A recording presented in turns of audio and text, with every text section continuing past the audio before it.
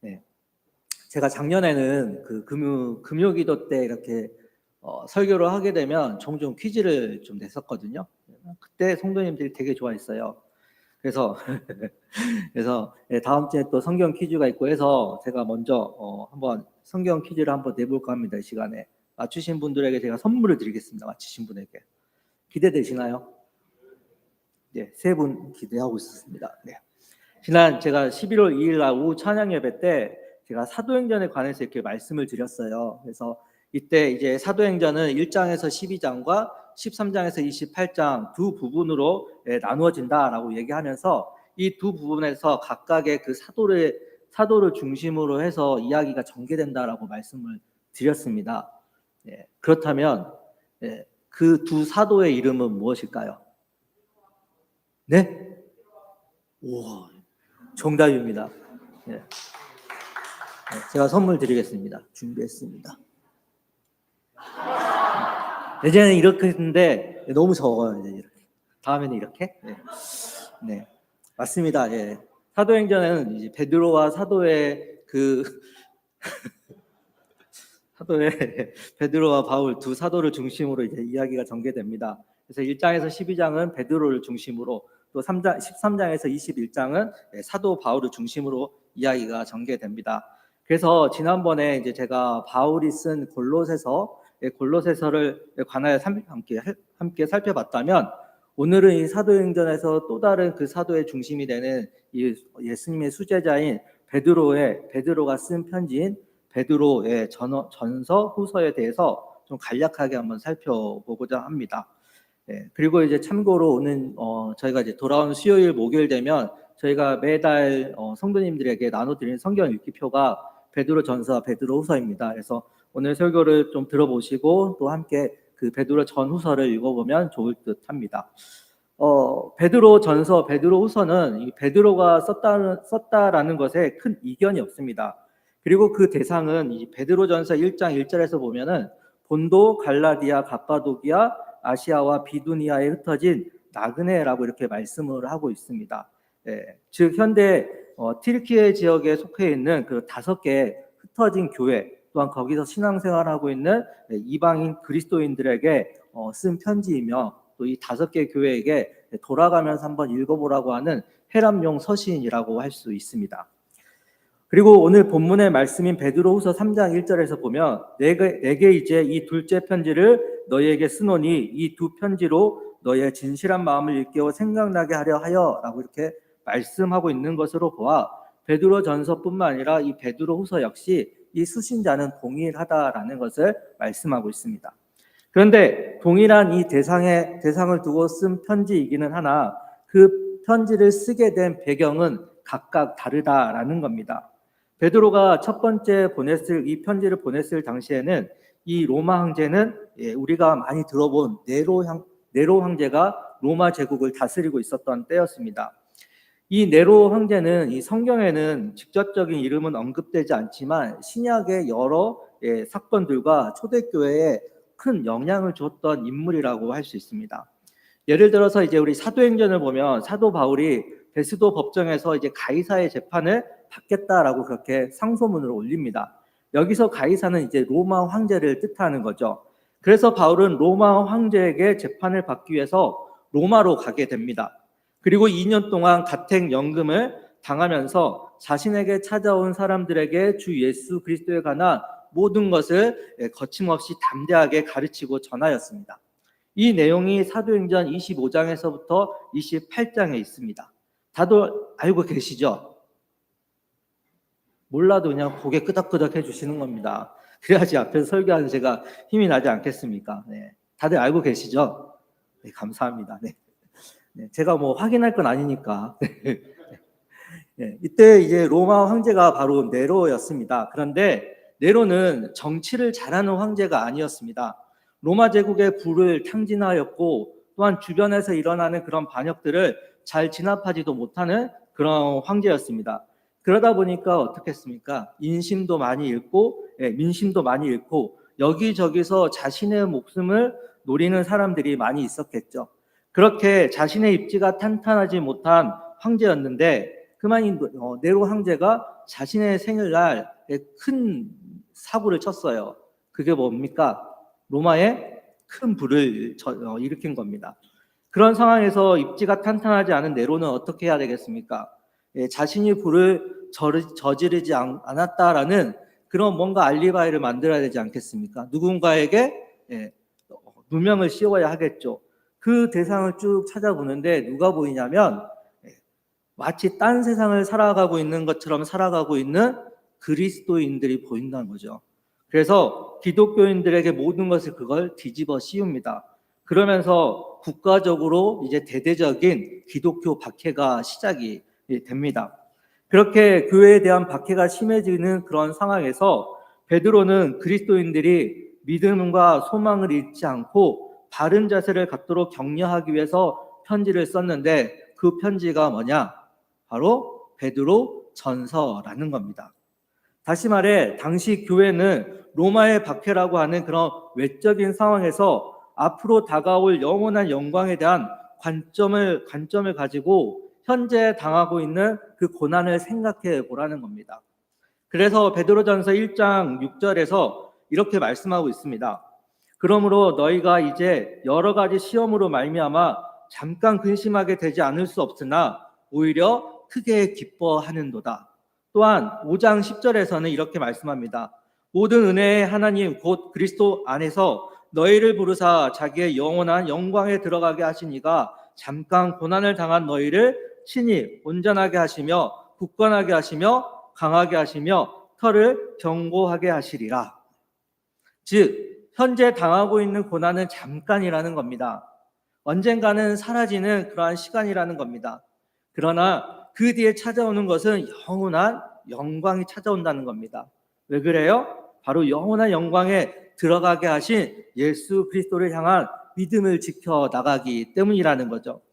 그래서 베드로는 그분을 쫓아 세상의 고난을 잘 참고 견디면 그분이 입성하신 영원한 하나님 나라에 들어가 영원한 기쁨을 누릴 수 있으니 현재의 고난이 힘들어도 그건 잠깐이니까 참고 견디라고 베드로 전서에서 그렇게 성도들에게 가르치고 있다라는 겁니다. 우리도 이 세상을 살아가다 보면 참고 견뎌야 할 때가 분명 있습니다. 우리 성도님들은 살다 보면 언제 그렇게 참아야 합니까? 언제 참고 견뎌야 하는데 또 그 참고 견디는 것이 그 힘든 일이 무엇이 있습니까? 난 정말 참아야 되는데 정말 힘든 일이 뭘까요? 제가 어제 비스트 축제였죠. 제가 2조에 이제 그 레크레이션 하는데 한 레크레이션 중에 그게 있었어요. 각 조에 할아버지가 아닌 아빠처럼 보이는 사람들 한 사람씩 나오라고. 근데 저 이제 그 2조에 보니까 다들 인자하신 할아버지만 계세요. 그래서 제가 대신 나갔거든요. 나가가지고 뭘 시켰냐. 닭싸움하는 자세를 취하는 거야. 한 발만 딱 서서 이렇게 버티라는 건데 다리가 정말 터질 것 같았습니다.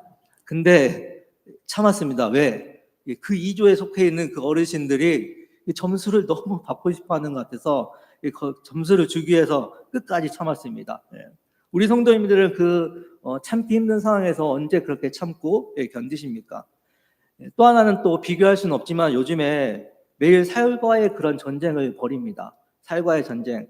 외부에서 다이어트를 방해하는 세력이 너무나 많습니다. 안 먹고 싶은데 막 방해 세력이 몰려올 때가 많이 있습니다. 그리고 그 방해 세력이 몰려오는 시간대가 있어요. 언제일까요? 밤이에요, 밤. 밤이에요. 근데 그 밤에 먹었을 때 다음날 찾아오는 그 아세요? 후회와 함께 그 체중계에 올라갔을 때 그 끔찍함, 그런 거 느껴보셨습니까? 어제는 그래도 잘 참았습니다. 참고 견뎠더니 아침에 좀 몸이 가벼웠습니다. 별 공감 안 하시는 분들이 계시는 것 같은데 거울 한번 보시기 바랍니다. 요즘처럼 이렇게 먹을 것이 풍부한 이 시대에 체중과의 싸움을 벌이는 것처럼 그리스도인으로서 고난은 피할 수 없는 그런 숙명과도 같은 겁니다. 그리스도인이 고난과 핍박을 받는 이유는 악한 세상에서 거룩하게 살고자 하기 때문입니다. 그리고 그 거룩을 쫓아 살아가는 이유는 베드로전서 1장 16절에서 그 레위기의 말씀을 인용하는 것처럼 하나님께서 내가 거룩하니 너희도 거룩하라 하셨기 때문입니다. 또한 오전 담임 목사님께서 하신 그 본문의 말씀인 이사야 40장 6절에서와 같이 베드로전서 1장 24절에서는 사도 베드로도 이 말씀을 인용했습니다. 즉 하나님께서 하신 말씀은 사라지지 않고 영원하다라는 것입니다. 따라서 그리스도인은 잠깐의 고난 앞에서 어디에 소망을 두고 믿음의 길을 걸어가야 하는지에 대해서 이 베드로 전서는 말씀하고 있습니다. 그리고 그 소망은 반드시 이루어진다라는 그 사실을 말하면서 베드로는 핍박과 고난이 있어도 그것을 모두 참으라고 이야기하고 있습니다. 그래서 베드로는 이 땅에 살아가고 있는 그 그리스도인들을 향해서 거류민과 나그네라고 이렇게 비유하고 있습니다. 바로 우리의 본향은 이 세상이 아니라 따로 있다라는 겁니다. 우리는 단지 이 세상에 그냥 지나가는 여행객에 불과하다라는 겁니다. 그러니 그 잠깐의 고난 앞에서도 거룩한 그리스도인의 삶의 모습을 버리지 말라는 것입니다. 그래서 1장 13절에서 2장 10절은 구약의 쭉 내용들을 열거합니다. 그리고 구약의 내용들을 열거하면서 이스라엘 백성들이 어떤 민족인지에 대해서 쭉 말씀하고 있습니다. 그러면서 베드로전서 2장 9절에서는 그리스도인의 정체성을 제시하고 있습니다. 즉 바로 우리도 그 이스라엘 백성들처럼 하나님께서 선택하신 백성이라는 겁니다. 그 정체성을 잃지 말라는 겁니다. 그래서 베드로전서 2장 9절에서 이렇게 말씀하고 있습니다. 그러나 너희는 택하신 족속이요 왕같은 제사장들이요 거룩한 나라요 그의 소유가 된 백성이니 이는 너희를 어두운 데서 불러내어 그의 기이한 빛에 들어가게 하신 이의 아름다운 덕을 선포하게 하려 하심이라. 바로 그리스도인은 구약의 이스라엘 민족을 택하신 것처럼 하나님께서 택하신 족속이며 왕같은 제사장들이며 거룩한 나라이며 그의 소유가 된 백성이라는 이 정체성을 가진 존재들이라는 겁니다. 그리고 그 정체성을 갖게 하신 이유는 아름다운 덕을 선포하게 하심이었다라는 겁니다. 그래서 2장 11절에서부터 3장 12절을 통해서 베드로는 이러한 고난 가운데 있으면서도 거룩한 백성이라는 것을 기억하며 실제적이고 구체적인 거룩한 삶이 무엇인지에 대해서 가르치고 있습니다. 그 실제적이고 구체적인 거룩한 성도의 삶이란 바로 선한 행실에 힘쓰며 인간 사회의 각종 제도에 순복해야 한다라는 것을 말하고 있습니다. 그 사회적인 제도 안에는 부부의 관계에 관해서도 말씀하고 있습니다. 아내는 남편의 말에 순복하고 남편은 아내를 귀하게 여기라는 겁니다. 이는 그리스도인으로서 바로 사랑과 선행을 추구함으로써 거룩한 삶을 살아가야 한다라는 겁니다. 이때 거룩한 성도의 삶을 통해 아름다운 덕이 또한 선포되어짐을 사도 베드로는 베드로 전서에서 이야기하고 있는 그 흩어진 그 교회에 말하고 있는 것이죠. 그러면서 다시 한번 성도가 받는 그런 고난에 대해서 다시 한번 말씀을 하고 있습니다. 베드로 전서 4장 12절 13절입니다. 사랑하는 자들아 너희를 연단하려고 오는 불시험을 이상한 일 당하는 것 같이 이상히 여기지 말고 오히려 너희가 그리스도의 고난에 참여하는 것으로 즐거워하라. 이는 그의 영광을 나타내실 때에 너희로 즐거워하고 기뻐하게 하려 함이라. 베드로는 연단하려고 오는 그 불시험을 이상히 여기지 말라고 합니다. 오히려 즐거워하라고 합니다. 왜냐하면 그 뒤에 영원한 즐거움과 기쁨이 찾아올 뿐만 아니라 우리를 통해서 그분의 영광이 나타나기 때문이라는 거죠. 사도 바울도 로마서 5장 3절과 4절에서 이와 비슷한 말씀을 했습니다.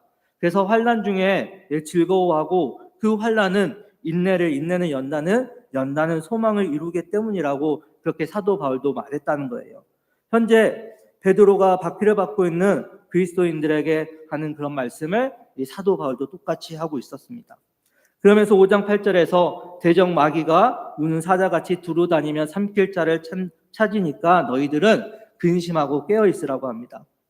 그리고 이렇게 근심하고 깨어 인내할 때 그리스도께서 너희를 친히 온전하게 하시며 굳건하게 하시며 강하게 하시며 털을 견고하게 하실 것이다 라고 베드로 전서를 통해서 그들에게 위로의 편지를 했다라는 겁니다.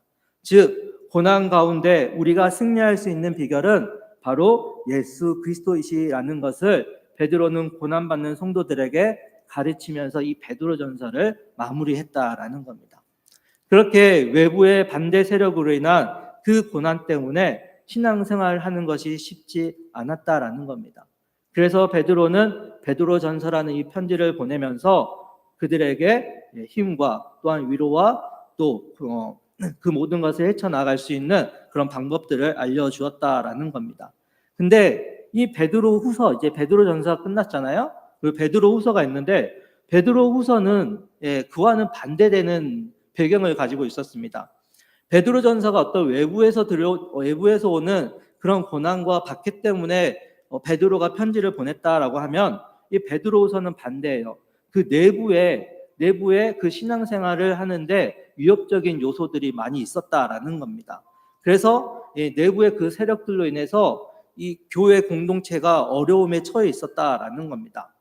물론 베드로후서가 쓰여질 당시에도 여전히 외부의 그 박해는 끊이지 않았습니다.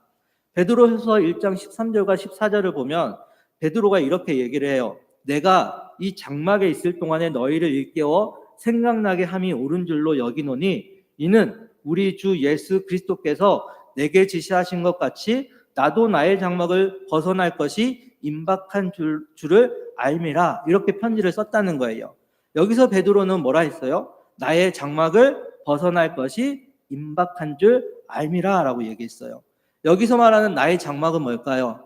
바로 이 세상이라는 거예요. 이 세상에서 벗어날 줄 알고 있다라는 거예요. 무슨 말씀입니까? 자신이 순교할 때가 가까워지고 있다라는 것을 베드로는 이야기하고 있다라는 겁니다. 그리고 전승에 의하면 베드로는 AD 67년경에 네로 황제 때 십자가에 거꾸로 매달려 순교했다라고 전해집니다. 그래서 디모데후서가 바울이 쓴 마지막 편지라면 이 베드로후서는 베드로가 쓴 마지막 편지였습니다. 그리고 마지막 그 순간까지 흩어져 있는 5개 교회의 그 그리스도인들, 그 성도들에게 이런 어려움을 해결하고자 베드로는 최선을 다했다라는 거죠. 그렇게 자신이 순교당할 것을 알고 있었음에도 불구하고 베드로는 끝까지 교회를 지키고자 하였으며 자신의 사명을 감당해 나갔다라는 겁니다. 바로 우리가 마지막 그 순간까지 해야 할 일은 믿음을 지키는 것이며 또한 내가 믿는 그 예수 그리스도를 다음 세대까지 물려주는 그러한 일을 해야 한다라는 겁니다. 또한 그 복음, 내가 믿고 있는 이 복음을 전하는 일이 바로 우리의 사명이라는 겁니다. 이 사명은 바로 모든 이들에게 주신 예수 그리스도의 명령입니다. 따라서 우리의 거룩한 신앙인의 모습을 지키며 베드로와 같이 끝까지 주님이 주시는 그 사명을 감당해 나가는 사람들이 바로 우리들이라는 겁니다. 왜냐하면 우리는 바로 하나님께서 택하신 족속이고 또한 왕같은 제사장이며 거룩한 나라 또한 그의 소유된 백성이기 때문입니다. 그러니 하나님께서 주신 이 사명을 베드로와 같이 끝까지 잘 감당하며 나아가실 수 있는 우리 성도님들 되시기를 주님의 이름으로 간절히 소망합니다. 그렇다면 베드로 후서에서 밝히고 있는 이 교회의 내부 문제는 무엇이었을까요? 그것은 바로 교회에 침투해 있는 거짓 교사들 때문이었습니다. 우리 오늘 1장 20절에서 21절의 말씀을 한번 찾아서 함께 읽어보도록 하겠습니다. 베드로후서 1장 20절에서 21절입니다. 베드로후서 1장 20절에서 21절 함께 한 목소리로 읽겠습니다. 시작. 먼저 알 것은 성경의 모든 예언은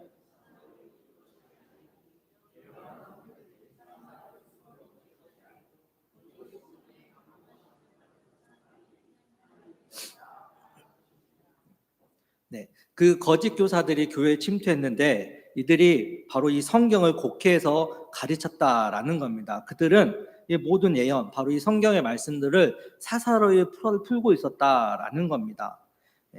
그렇게 5개의 교회에 침투해 있었고, 그래서 이 교회에 어려움이 있었다라는 거죠. 그러면서 1장 12절에서부터 3장 13절을 보면 이 거짓 교사들로 인해서 이 2가지 측면의 그런 신앙의 위협을 받고 있다라고 이렇게 말씀하고 있는데, 첫째는 이 교회의 도덕적 차원에서 부패를 지금 확산시키고 있었다라는 겁니다. 이 거짓 교사들로 때문에요. 2장 9절에서 10절을 제가 우리말 성경으로 한번 읽어드리겠습니다. 주께서는 경건한 사람들을 시험에서 구해내시고 불의한 사람들을 심판 날까지 형벌 아래 가두어 두실 것을 아시는 분이십니다. 특히 더러운 정욕에 빠져 육체를 따라 행하는 사람들과 주의 권세를 무시하는 사람들을 그렇게 하실 것입니다. 그들은 당돌하고 거만해 영광스러운 존재들을 주저함 없이 모독합니다. 무슨 말씀이냐면 이들은 육체는 어차피 더러운 것이기 때문에 더러워져도 괜찮아 라는 그런 사상을 가지고 가르치고 있었다라는 겁니다. 일종의 도덕 무용론을 주장하고 있었습니다. 오늘날 이단으로 봤을 때는 아마 이제 자신이 구원받은 날만 기억하고 있으면 어떻게 살아도 괜찮다라고 하는 그런 교리를 가지고 가르치고 있는 구원파라고 하는 그런 구원파 비슷하다라고 생각해 볼 수 있겠습니다. 그런 자들로 인하여 성도 중에는 옛 모습으로 다시 돌아가는 이들이 생기기 시작했다라는 거죠. 또 하나는 3장 3절에서 4절을 보면 이들은 재림이 없다라고 지금 얘기를 해요. 다시 오실 예수님의 그 약속은 거짓이다라고 말하고 있다라는 거예요. 3장 3절에서 4절의 말씀을 읽어드리겠습니다. 먼저 이것을 알지니 말세에 조롱하는 자들이 와서 자기의 정욕을 따라 행하며 조롱하여 이르되 주께서 강림하신다는 약속이 어디 있느냐? 조상들이 잔후로부터 만물이 처음 창조될 때와 같이 그냥 있다. 이렇게 이야기하고 있는 거예요. 재림이 없다라고 지금 이야기하면서 성도들을 지금 미혹하고 있다라는 겁니다. 다시 오겠다고 약속하신 그 예수 그리스도를 부인함으로써 성도들의 소망을 지금 약화시키고 있다는 거죠. 그게 문제라는 겁니다. 즉 로마 제국의 박해 속에서도 성도들이 인내하며 견딜 수 있었던 것은 뭐예요? 바로 다시 오실 그 예수님의 그 약속의 말씀을 붙잡고 그렇게 견디고 나아가고 있는데 그 약속이 거짓이라고 얘기하니 성도들에게는 소망이 없는 거죠. 그래서 베드로 입장에서는 이런 외부적인 요소로 믿음을 지켜나가는 것도 중요하지만 또 이단들로 인하여 공동체가 무너질 위기에 처했다는 그 생각 때문에 내부 단속을 하지 않으면 안 된다라는 그 마음을 가지고 바로 이 베드로후서를 썼다라는 겁니다. 그러면서 이제 베드로는 성도들에게 얘기하죠. 아니다. 저들이 하는 것은 다 거짓이고 잘못된 거다. 예수님 반드시 오신다라고 베드로는 이 교회 성도들에게 가르쳤다라는 겁니다. 그러면서 3장 8절에서 9절에서 이렇게 얘기해요. 사랑하는 자들아 주께는 하루가 천년 같고 천년이 하루 같다는 이 한 가지를 잊지 말라. 주의 약속은 어떤 이들이 더디다고 생각하는 것 같이 더딘 것이 아니라 오직 주께서는 너희를 대하여 오래 참으사 아무도 멸망하지 아니하고 다 회개하기에 이르기를 원하시느니라. 아멘. 베드로는 예수님이 더디 오시는 것 같이 너희들이 느껴지지만 사실은 더딘 것이 아니야. 더 많은 사람이 구원받게 하시기 위해서 지금 그냥 회개의 기회를 주시고 있는 것이야 라고 이렇게 이야기하고 있다라는 겁니다. 그러면서 이어지는 10절에서 주님의 날은 도둑같이 이른다라고 성도들에게 가르치고 있습니다. 그러니 이 약속의 말씀을 믿고 인내하며 기다리라고 베드로는 권면하면서 베드로후서를 마무리합니다. 그렇게 베드로 전서 후서를 쓰게 된 목적은 달랐습니다. 전서는 어떤 외부의 반대 세력에 오는 그 고난으로 인한 그 성도들에게 인내하라고 하는 그런 권면의 말씀을 전했다면 후서는 내부에 침투해 있는 그런 이단들로부터 성도들이 어떻게 대처해야 하는지에 대한 그런 권면의 말씀을 전하고 있다라는 겁니다. 그런데 표면적으로 보면 이 두 편의 편지의 목적은 달라요. 그러나 그 내용을 깊이 들여다보면 전하는 메시지는 동일하다는 겁니다. 바로 성도는 교회 안팎에서 일어나는 고난과 유혹 앞에서 흔들리지 않고 약속의 말씀만을 붙잡고 인내하며 믿음을 지켜나가라는 겁니다. 그런데 이 말씀을 베드로가 했다라는 겁니다. 베드로가 했다는 것에 참 중요함을 가질 수가 있다라는 겁니다. 베드로는 어떤 사람이에요? 예수님과 3년을 동고동락하며 끝까지 예수님과 함께했던 사람이었습니다. 때로는 넘어지고 때로는 실패한 그런 인생처럼 보이지만 결국은 예수님이 주신 그 사명을 끝까지 지켜나갔다라는 겁니다. 특히 베드로는 베드로서 1장 16절에서 18절을 통해서 변화산에서 있었던 그 사건을 얘기를 합니다. 그 사건에서 예수님이 정말 이렇게 광채가 나는 옷을 입고 거기서 엘리야와 모세를 만나고 또 하나님의 음성을 듣는 그런 일을 경험하게 됐잖아요. 즉 예수 그리스도의 크신 위엄을 받던 그런 사람이었습니다. 또한 예수님의 죽음, 부활, 승천을 다 목격했습니다. 그래서 예수 그리스도가 진짜이고 그분의 말씀은 이루어진다라는 것을 누구보다 자신 있게 말할 수 있는 사람이 베드로였습니다. 그래서 인내하며 믿음을 지키라고 베드로는 베드로전서 후서를 통해서 교회 그리스도인들에게 권면하고 있는 것입니다. 그렇다면 우리가 교회 안팎에서 일어나는 그런 어떤 상황 가운데서도 인내하며 그 믿음을 지켜나가기 위해서는 우리가 어떻게 해야 할까요? 우리 오늘 본문의 말씀인 베드로후서 3장 1절 2절의 말씀을 다 함께 한 목소리를 읽도록 하겠습니다. 베드로후서 3장 1절과 2절입니다. 시작. 사랑하는 자들아, 내가 이제 이 둘째 편지를 너희에게 쓰노니 이 두 편지로 너희의 진실한 마음을 일깨워 생각나게 하여 곧 거룩한 선지자들이 예언한 말씀과 주 되신 구주께서 너희의 사도들로 말미암아 명하신 것을 기억하게 하려 하노라. 아멘. 사도 베드로는 베드로전서, 베드로후서의 두 편지를 통해서 성도들의 진실한 마음을 일깨워주고 싶어 했습니다. 그래서 거룩한 선지자들이 예언한 말씀과 예수 그리스도께서 사도들에게 명하신 것을 기억하게 하고 싶어 했습니다. 바로 구약에서 거룩한 선지자들이 예언하고 있는 것은 누구를 예언하고 있습니까? 예수 그리스도를 예언하고 있습니다. 그리고 구주께서 사도들에게 전하라고 명하신 것은 바로 예수 그리스도입니다. 바로 사도 베드로는 이 예수 그리스도를 성도들에게 기억하게 하고 싶어 했습니다. 왜냐하면 그 예수님 한 분이면 환난과 고난과 유혹이 충분히 이길 수 있기 때문입니다. 그런데 우리는 교회 안에서 어떻습니까? 우리도 이 초대교회 성도들처럼 참 많은 시험을 받을 때가 있습니다. 어려움이 있을 때가 있습니다. 사람 때문에 그런 시험 받을 만한 일을 겪을 때가 많이 있다라는 거죠. 이때 누구를 생각해야 된다고요? 예수 그리스도를요. 왜요? 예수 그리스도는 우리의 모든 죄를 지고 고난을 받으시고 승리하셨기 때문입니다. 그리고 그분이 다시 오신다라고 우리에게 약속했기 때문입니다. 그런데 때로는 우리가 그 예수 그리스도를 기억하지 못하고 눈앞에 있는 그 현실, 그 상황 때문에 우리가 걸려 넘어질 때가 많이 있다라는 겁니다. 교회 중직자 또는 목회자들에게 시험받아 그것에 걸려 넘어질 때가 많이 있다라는 겁니다. 그러나 그 순간 사람을 보게 되면 우리는 그 시험을 이기지 못하고 신앙 공동체 밖으로 밀려 나갈 수밖에 없습니다. 물론 누군가에게 시험이 아닌 덕이 되는 모습이 이 교회 안에는 있어야 합니다. 예수님께서는 누군가를 실족하게 하면 그 사람에게 화가 있을 것이다 라고 말씀하셨습니다. 그렇다고 그 실족할 수 있는 상황에서 무조건 실족해서는 안 된다라는 겁니다. 그 순간 나를 구원하시고 인도하시는 예수님을 바라봐야 합니다. 왜냐하면 사람은 연약한 존재이기 때문입니다. 그래서 누군가를 때로는 실족하게 하기도 하고 또 누군가에게 실수를 범할 때가 있습니다. 다 완벽할 수는 없다라는 거죠. 저는 담임 목사님이 설교를 아주 쉽게 준비하는 줄 알았어요. 왜냐하면 제가 청년 때부터 봐왔으니까. 캄보디아에서 같이 비전트립 갔을 때 선교사님이 설교를 갑자기 시켰는데도 잘 하시더라고요. 그거 봐왔으니까. 근데 며칠 전에 금요일날 이러시더라고요. 설교가 안 써져. 설교가 안 써져. 깜짝 놀랐습니다. 네. 누구나 완벽할 수는 없다라는 거죠. 그리고 성도님들도 실수는 하시잖아요. 그렇게 우리는 다 완벽할 수 없고 연약한 존재라는 것입니다. 그러니까 우리는 날마다 예수 그리스도를 보며 살아가야 된다라는 겁니다.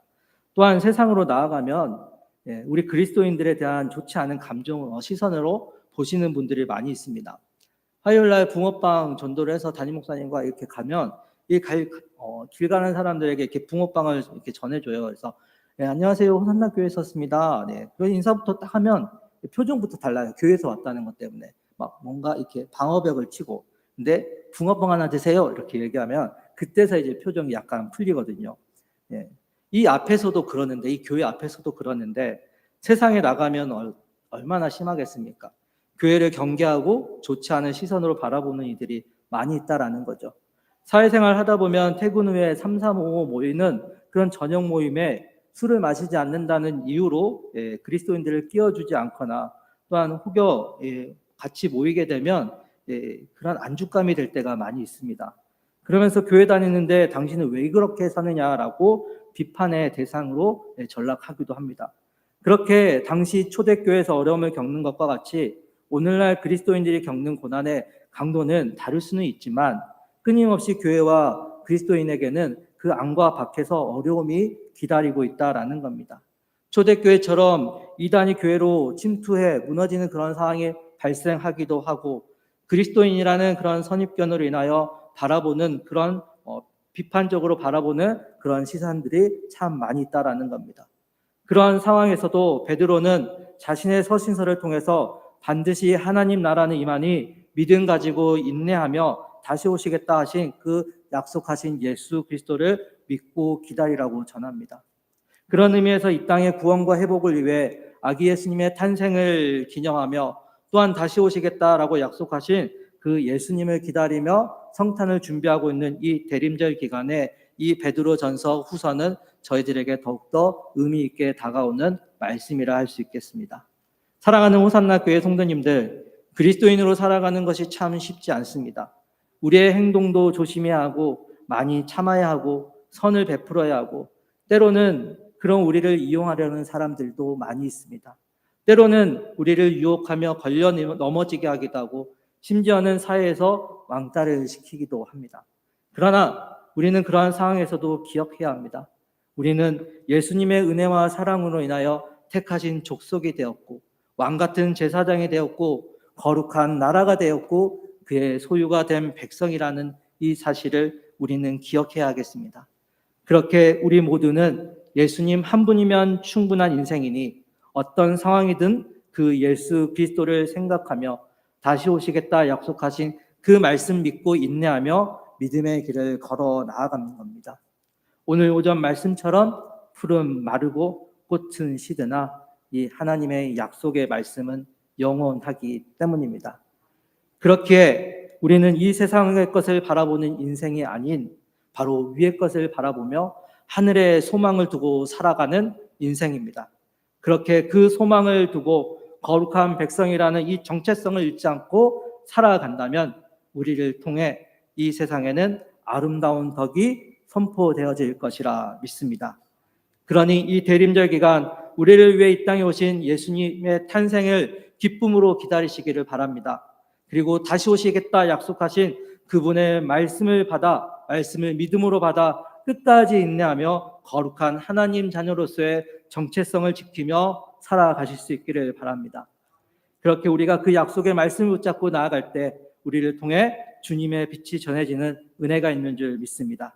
그러니 잠깐 있는 그 고난과 힘듦에 주눅들지 마시고 영원한 것을 사모하는 그 하나님의 자녀로서 믿음 가지고 당당히 이 세상을 살아가실 수 있는 우리 모두가 되시기를 주님의 이름으로 간절히 소망합니다. 기도하시겠습니다. 사랑과 은혜가 풍성하신 하나님 아버지, 우리를 택하신 족속 왕같은 제사장, 거룩한 나라 주님의 소유된 백성이 되게 하시니 감사합니다. 그 정체성을 잃지 않도록 성령 하나님 날마다 예수 그리스도를 생각나게 하여 주시옵소서. 그래서 교회 안팎에서 찾아오는 어려움과 고난 앞에서도 인내하며 당당히 싸워 믿음을 지켜나갈 수 있는 힘을 허락하여 주시옵소서. 그래서 우리의 삶을 통해 거룩한 주님의 빛을 비추며 살아가는 이 대림절 기간 되게 하여 주시옵소서. 감사드리오며 부활하신 우리 주 예수 그리스도의 이름으로 기도드립니다. 아멘.